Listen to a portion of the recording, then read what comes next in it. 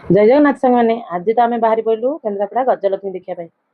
ଟିକେ ଶୀଘ୍ର ଶୀଘ୍ର ବାହାରି ପଡ଼ିଲୁ କାହିଁକିନା କେନ୍ଦ୍ରାପଡ଼ା ଯିବାକୁ ପଡ଼ିବ। ବେଳାବେଳି ଟିକେ ସନ୍ଧ୍ୟା ଦେଇକରି ଆମେ ବାହାରି ପଡ଼ିଲୁ। ଝିଅ ଘରେ ଥିଲା, ଝିଅକୁ ଟିକେ ଟାଟା କରିକି ବାହାରିଗଲୁ, ଯାଇକରି ପହଞ୍ଚିଗଲୁ କେନ୍ଦ୍ରାପଡ଼ାରେ। କେନ୍ଦ୍ରାପଡ଼ା ଗଲା ବେଳକୁ ଲୋ ବାପ, ଯୋଉ ଚିକିମିକି ଯୋଉ ଲୋକ, ତାଙ୍କୁ କ'ଣ ଦେଖିବ। ସେଇଠୁ ଦେଖିକିରି ଆମେ ଗାଡ଼ି ଆଉ ପୋଲିସ ବାଲା ପୁରେଇ ଦେଲି। ଗାଡ଼ିକି ଥୋଇ ଦେଇକିରି ଆମେ ଆମର ଆଗକୁ ଆଗକୁ ଗଲୁ। ଇଏ କହିଲେ ତୁ ଯା ଭିତରକୁ, ମୁଁ ଏଇଠି ଅଛି। ମୁଁ ଟିକେ ଆସୁନା ଦର୍ଶନ କରିକି ଆସିବ, ବସିବ କାହିଁକି। ତା ଭିତରକୁ ପଳେଇଗଲୁ।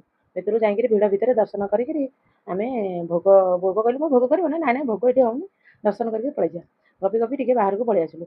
ଇଲୋ ବାପ, ଯୋଉ ଲାଇଟ୍ କେଟେ କେଟେ, ଇଲୋ ବାପ ଲୋ ଗୋଟା ସିଂହ, ତାକୁ ଦେଖି ତ ମୁଁ ଛଟକିନି ଜମି ପଇଲି। ମୁଁ କହିଲି ସତ ସିଂହ କି? ସେ କହିଲେ ଟିକେ ହାତ ମାରିଦଉନୁ। ମୁଁ ହାତ ମାରିଲା ବେଳକୁ ତା ପାଟିରେ ଲାଇଟ୍, କାନରେ ଲାଇଟ୍। ତାପରେ ଟିକେ ଆମେ ବସଷ୍ଟାଣ୍ଡ ଆଡ଼କୁ ଗଲୁ। ସେଠି ଗଲା ବେଳକୁ ମେଲୋଡ଼ି, ମେଲୋଡ଼ି ତ ମେଲୋଡ଼ି, ଏତେ ଲୋକ ଆଉ ପାଦ ପକେଇବାକୁ ଜାଗା ନାହିଁ।